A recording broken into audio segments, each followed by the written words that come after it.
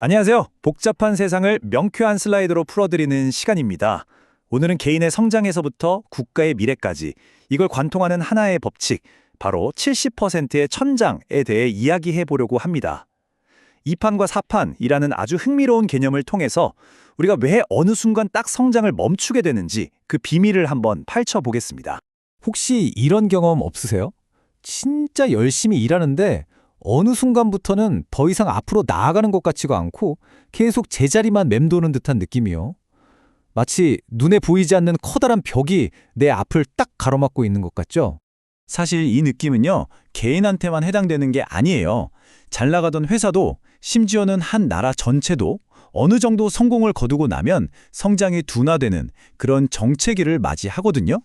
이 보편적인 현상 뒤에는 과연 어떤 원리가 숨어 있는 걸까요? 자, 첫 번째 파트입니다. 우리가 마주하는 이 벽, 대체 정체가 뭘까요? 이건 말이죠, 우리가 처럼 성공을 이룰 때 썼던 바로 그 힘의 한계와 관련이 있습니다. 우리가 처음 무언가를 시작할 때를 생각해보면 열정이랑 노력, 그러니까 순수한 힘으로 막 밀어붙이잖아요. 현장에서 직접 부딪히면서 배운 노하우로 성과를 내고요.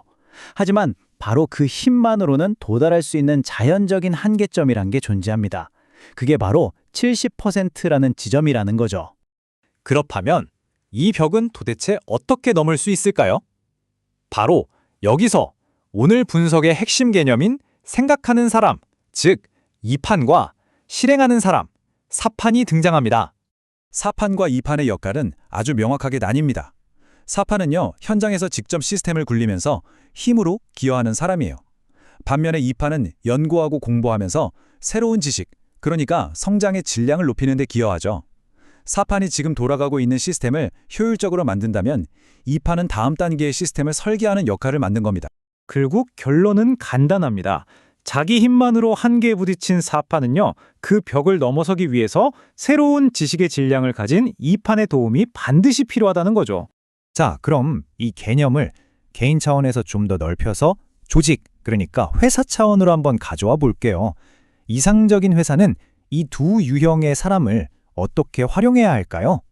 원본 자료에 따르면요, 가장 이상적인 회사의 인력 구성 비율은 바로 70대 30이라고 합니다. 70%는 현장에서 일을 실행하는 4판, 그리고 나머지 30%는 미래를 연구하고 설계하는 2판이어야 한다는 거예요. 여기서 진짜 중요한 건 균형이랑 배치예요. 한번 상상해 보세요. 연구하고 공부해야 할 2판을 영업 현장에 보낸다? 당연히 성과 못 내고 조직의 골칫거리가 될 수도 있겠죠. 하지만 그 사람을 연구개발 부서에 딱 배치한다면 회사의 미래를 열 엄청난 잠재력을 발휘하게 될 겁니다. 바로 이 지점에서 인사가 만사라는 말이 나오는 겁니다. 사람을 제대로 알아보고 그 사람에게 딱 맞는 자리를 찾아주는 것. 그게 바로 조직 성공의 전부라고 해도 과언이 아니죠. 회사의 성장 과정을 보면요, 이런 계단식 사이클을 따라가요. 처음엔 현장 경험만으로 쭉 성장하다가 한계에 딱 부딪히죠. 그럼 이론적 지식을 갖춘 학사 출신 2판을 데려와서 한 단계 점프합니다. 근데 그 지식만으로 또 한계가 와요. 그때는 더 높은 질량을 가진 석사 박사급의 2판이 필요해지는 거죠. 이처럼 성장은 계속해서 더 높은 수준의 생각을 필요로 합니다. 자, 이제 이 개념을 회사 차원을 넘어서 국가 그리고 세계적인 차원으로까지 한번 스케일을 확 키워보겠습니다. 놀랍게도 이 70%의 법칙은 거시적인 관점에서도 똑같이 적용되거든요. 대기업뿐만 아니라 대한민국 그리고 세계적인 강대국들까지 전부 다 물질적 성장의 70%라는 지점에서 한계에 부딪혀 있습니다. 모두가 정말 열심히 달려와서 이만큼 성장했는데 더 이상 앞으로 나아가질 못하고 있는 거죠. 한 분석에 따르면 특히 대한민국은 지난 15년에서 20년 동안이나 이 70%의 정체기에 머물러 있다고 합니다. 경제적으로는 정말 큰 성공을 거뒀는데 그 다음 단계로 나아가지 못하고 있다는 뜻이죠. 그럼 이 70%의 천장이라는 게 대체 뭘 의미하는 걸까요? 한마디로 장사치로서 도달할 수 있는 최대치라는 겁니다. 물건 잘 팔고 돈 잘 버는 능력만으로는 여기가 끝이라는 거죠. 나머지 30%를 채우려면 세계로부터 존경받는 진정한 지도자로 다시 태어나야 합니다. 자, 그렇다면 개인, 기업, 국가가 이 궁극적인 70%의 장벽을 돌파하려면 대체 뭐가 필요할까요? 그 해답은 힘을 넘어서 목적으로 나아가는 데 있습니다. 성장의 두 단계를 이렇게 나눠볼 수 있어요. 처음 70%는 인기, 돈, 지위 같은 힘을 모으고 쌓는 과정입니다.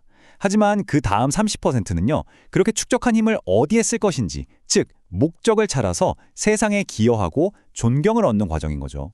지금 우리 모두가, 그리고 미국이나 중국 같은 강대국들이 딱 직면한 근본적인 질문이 바로 이겁니다. 엄청난 돈과 기술, 군사력 같은 힘을 손에 쥐었어요. 그런데 그 힘으로 도대체 뭘 하려는 걸까요? 거대한 힘이 목적을 잃어버리면 어떻게 될까요? 그 힘은 갈 곳을 잃고 방황하다가 결국 힘의 논리에 기대서 갈등과 충돌로 이어질 수밖에 없어요. 이게 바로 정체기가 가진 가장 큰 위험성이죠. 결국 70%의 벽을 넘는 돌파구는 우리가 지금까지 쌓아온 힘을 과시하는 게 아니라 그 힘을 통해서 어떤 가치 있는 일을 할 건지 그 목적을 찾는 데서부터 시작되는 겁니다.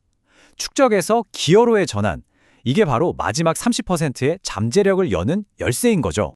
오늘 분석을 마치면서 이 질문을 한번 남겨봅니다. 개인으로서 또 우리 사회 전체가 70%의 벽에 멈춰선 지금 우리에게 필요한 건 더 많은 힘이 아닐지도 모릅니다. 어쩌면 우리가 쌓아온 이 힘을 어디에 써야 할지 알려줄 새로운 시대의 진정한 이판, 바로 생각하는 사람들이 아닐까요? 이 질문에 대한 답을 찾는 것이 바로 우리의 다음 과제일 겁니다.